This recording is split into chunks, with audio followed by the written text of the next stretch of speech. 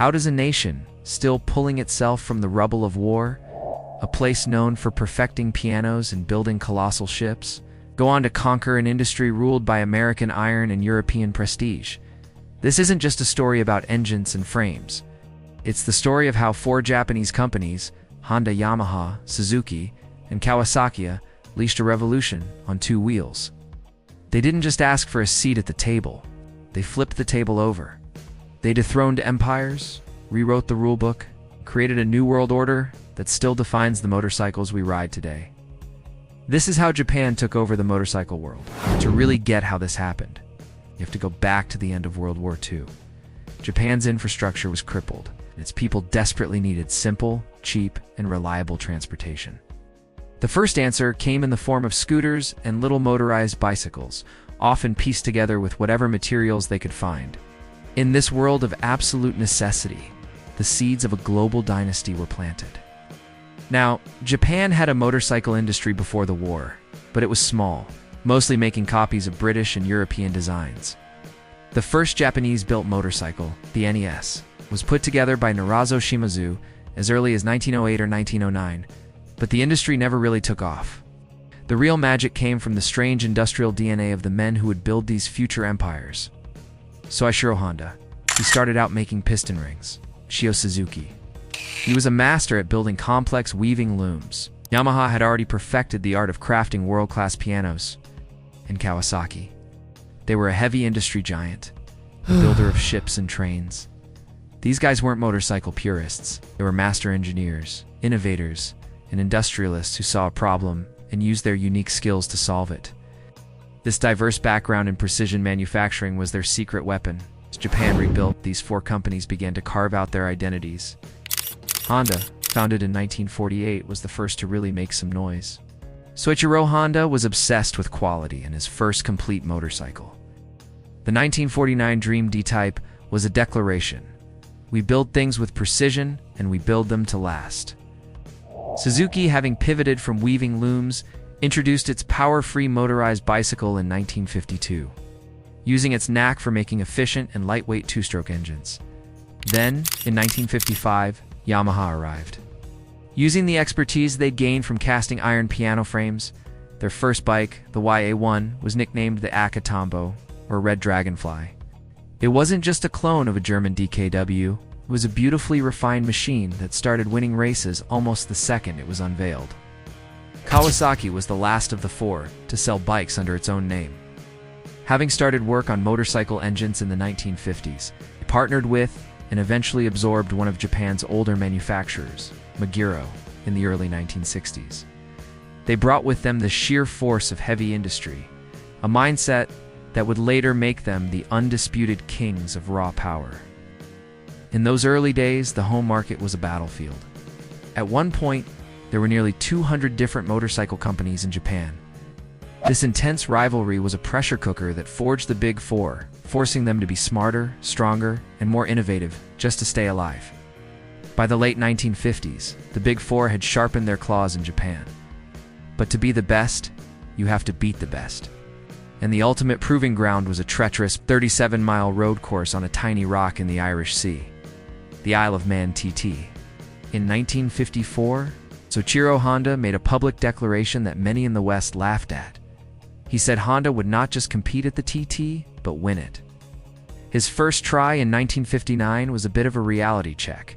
The Honda team showed up and was humbled by the raw speed of the European bikes. They finished 6th, 7th, and 8th, but they won the manufacturer's prize. More importantly, they now knew exactly what they were up against. They went back to Japan and poured every waking hour into developing their race machines. Just 2 years later, in 1961, Honda returned to the Isle of Man and did the unthinkable. They took the top 5 spots in both the 125cc and 250cc classes, completely demolishing the European competition. It was a stunning, decisive victory that put the entire motorcycle world on notice. The Japanese had arrived, not just to play, but to conquer. This became their core strategy. Racing wasn't a marketing gimmick. It was their R&D lab. The fastest way to prove their engineering was the best on the planet. With a reputation forged in the fire of racing, The Japanese giants set their sights on the biggest consumer market in the world, the United States. But here they had a totally different problem. In the early 60s, American motorcycling had an image crisis, tied almost exclusively to outlaw biker culture. Honda's strategy was genius. Instead of trying to look tougher than the bad boys, they sidestepped the problem entirely. They brought over the Honda 50 Super Cub, a friendly, unintimidating step-through bike, and launched one of the most brilliant ad campaigns of all time. Meet the nicest people on a Honda. The ad showed smiling, happy, normal people, couples, students, even Santa Claus, just having fun.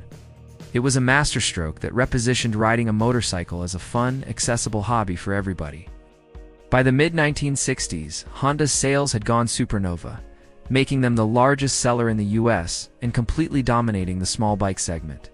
But slick marketing was only half the equation. The bikes actually delivered on a promise that Western bikes often broke: reliability.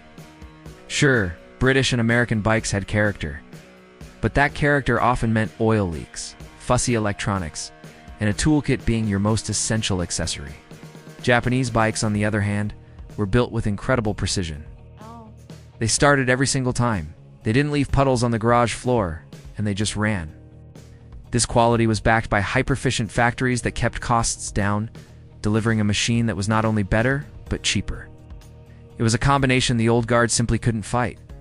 If the 60s were about changing minds, the 70s were about establishing total dominance with pure, jaw-dropping innovation. This was the decade that gave us an entirely new class of motorcycle, a word that hadn't existed before: the superbike. In 1969, Honda launched the machine that changed everything, the CB7504. It was a revelation. It had a smooth, powerful 750cc inline-4 engine, and for the first time ever, on a production bike, a front disc brake. It was more sophisticated, faster, and far more reliable than anything from America or Europe, and it cost way less. The CB750 didn't just raise the bar, created an entirely new one, making legends from Triumph and Harley-Davidson look like relics overnight. But the others weren't sleeping. Kawasaki had been quietly developing its own 750cc four-cylinder. When they saw the CB750, they went back to the drawing board, obsessed with one-upping their rival. The project's codename? New York Steak. In 1972, they unleashed the result: the Z1900, with a massive 903cc engine. It was the most powerful production bike from Japan the world had ever seen, and it snatched the king of the superbike's crown from Honda. This ignited a brutal arms race, not just against the West, but amongst the Big Four themselves. This internal war fueled decades of relentless innovation, pushing motorcycles to become faster and more advanced than anyone ever thought possible. This incredible saga of strategy and engineering changed our world forever. If you enjoyed this deep dive into motorcycle history, do us a favor and hit that like button. Subscribe for more stories about the machines that move us, and drop a comment below letting us know your all-time favorite classic Japanese bike. The Japanese takeover of the motorcycle industry was no accident. It was the result of a perfect storm, a post-war drive to innovate, a culture obsessed with precision engineering, and a series of brilliant strategic moves. They used the world's racetracks to prove they were the best in clever marketing to make motorcycles a passion for the masses. They didn't just build faster or more reliable bikes. They democratized high performance, making it affordable and dependable for the average rider. And the relentless dogfight between Honda, Yamaha, Suzuki, Kawasaki pushed the entire industry forward, setting the standards for quality and technology that still define the bikes in our garages today. They didn't just take over the motorcycle world, they rebuilt it in their own image.